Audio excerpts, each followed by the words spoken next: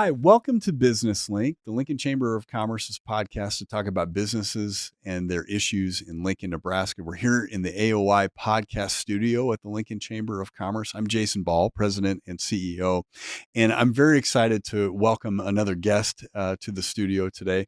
Today we've got Mike Feeken with First Five Nebraska. Mike, welcome to the Chamber. Very good. Thank you very much for having me. Yeah. Mike, tell us just a little bit about First Five Nebraska as an organization, what your focus is, and a little bit about why the early years of childhood education are so important to an economy. Sure. So First Five Nebraska, we're a public policy organization that focuses on early childhood education, right?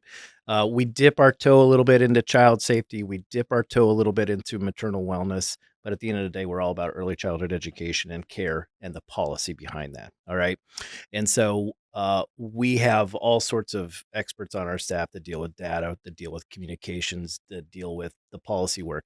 My piece of it is my background is economic development, right? Yep. And so I work with chambers of commerces, I work with economic development organizations, and I work with employers that are understanding that in order to be really competitive in attracting workforce, retaining workforce, that early childhood education needs to be one of those maybe signature pieces that sets them apart from other companies, Yeah. from other employers. Well, let's talk about that workforce competitiveness issue as someone who comes from an economic development background, like you shared. We here at the Chamber and through the Lincoln Partnership for Economic Development all the time across all industries. Boy, workforce is hard to come by. I think for maybe some of our audience that haven't been living quite as close to some of these issues, they may not be making the jump or connection to how early childhood education interacts with that. Can you expand on how early childhood education is a workforce direct related issue? Sure. Okay. So there's really maybe two pieces to this. When we talk about early childhood education and how it affects the workforce, it really maybe comes down to two different levels. It's really multi-generational, right? Mhm. So in the immediate term, we're talking about parents that need care Mhm. for their children right now in order to go work. But then there's also the added impact or the added idea that in 20 years or so, Mhm. these same kids are going to be the future workforce. Yeah. Okay. And so what we really want to then create is a system of adequate, accessible, quality care that allows the parents to get, to be able to get to work, Mhm. to be able to focus. We start to avoid all those things like absenteeism, Yeah. not being able to really put their full concentration into the work because, gosh, I had to drop my child off today at somewhere where I didn't know Mhm.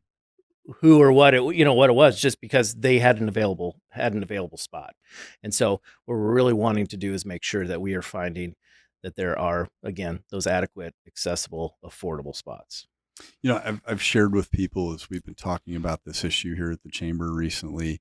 I think we found out the hard way in the shutdown for 2020. What happens to workforce when all of a sudden early childhood education systems and childcare facilities have to close or can't operate like normal? It really does take people either fully out of the workplace because they have to stay home to take care of their family first, which is an understandable thing to need Mhm. to do, or even if they do have a solution that maybe they don't feel great about, you alluded to, they're not fully at work or not fully engaged in their work because they are again understandably thinking about their children and what they are going through in their day and if they're in a sufficiently nurturing environment and things like that. Yeah, I mean, if there was a silver lining behind COVID for early childhood education, Mhm. I think that people are really understanding, employers and employees are starting to understand that the early childhood education workforce is really the workforce behind the workforce. Mm-hmm. Okay. And so without those educators, we are starting to understand how that trickles down throughout the economy, and employers are starting to understand that too. And so, we can actually put certain numbers to that now. And so, First Five Nebraska, we had partnered with UNL's Bureau of Business Research, and we created the bottom line study. And it showed that there was an actual number, an economic impact that we could put to inadequate and insufficient childcare in Mm-hmm. Nebraska to the tune of about $1.39 billion annually due to insufficient care. And that was because of the effects that it would have to the individual family's wages, the employer's wages, and then ultimately to the state of Nebraska itself through tax revenue and those types of things. And so we could actually put a physical number to that, an estimated $1.39 billion in economic impact due Yeah. to insufficient care. Yeah. Now, First Five Nebraska does a lot of activities. Part of it is legislative in nature. Part of that is working with businesses directly. Can you just explain how First Five Nebraska supports businesses directly, and then services you might be able to provide in the region or through other partners? Yeah. So, ultimately, yes, we are a policy organization. And so we do have things on the policy side. But again, given my background with economic development, Mhm. it really has been quite interesting and quite enjoyable is the wrong word, but to be able to use some of that background and be able to uh, talk with employers, Mhm. and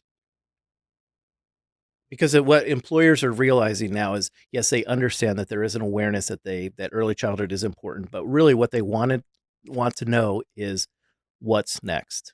Like, what can I do next as an employer? Mhm. How can I provide supports to my working parents? And so, one of the things that we do then with First Five, we have an employer engagement series. It's really it's kind of a accelerator that we can help guide those employers through a process of discovering what it is that would ultimately help their working parent employees. And so, whether that be guiding them through a survey process Mhm. to ask their employees what they would like to see, and then go from there. Maybe maybe they decide that at the ultimate level that they wanted to do maybe an on-site care, or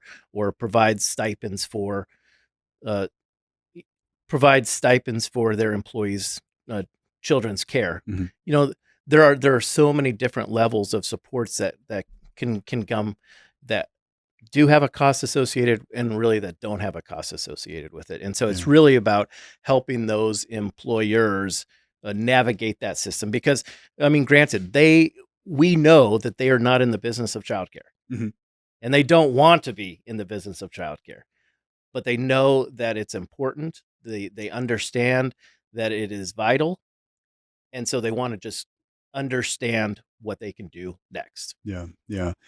In addition to that being a recruitment competitiveness model, I want to illustrate there's a spectrum of solutions that are available that you all help advise people on. And so, just one prominent example here in Lincoln is Huddle is working with Primrose Academy Correct. to actually add childcare in the same building at which their parents and employees are working. I think that's a great fit. But I know there are a lot of smaller businesses and organizations that look at a model like that and say that that's great. Would love to be able to do it, but I am a 3-person business on a Right. on a full day, and we don't have the resources to do that. And so what I want folks that are in that kind of a situation to know and understand is that there are organizations like yours that can advise on this, help illustrate what options are that don't amount to adding a daycare in a part of your building. Yeah, and and with First Five Nebraska, we don't provide any, so we're not actually selling anything to them. I guess that's one thing I'd like to make clear. We're not trying to sell anything. We're Hmm. just wanting to make sure that there's maybe some guidance or some advisement as we're going through this process. Yeah. But you're exactly right. There's no one size fits all approach where on site might work for one. Um, you know, making scholarship type of contributions through the Lincoln Littles program. Mhm. That's another great avenue um, for employers to look at. Yeah. And since you mentioned Lincoln Littles, I'll share with people we've done another podcast. You can find it on our news page on lcoc.com, along with the rest of these podcasts that we've recorded here. Had a fantastic conversation with Ann Brandt, who's the executive director of Lincoln Littles, and that's in partnership with the Lincoln Community Foundation, all organizations that we're working with.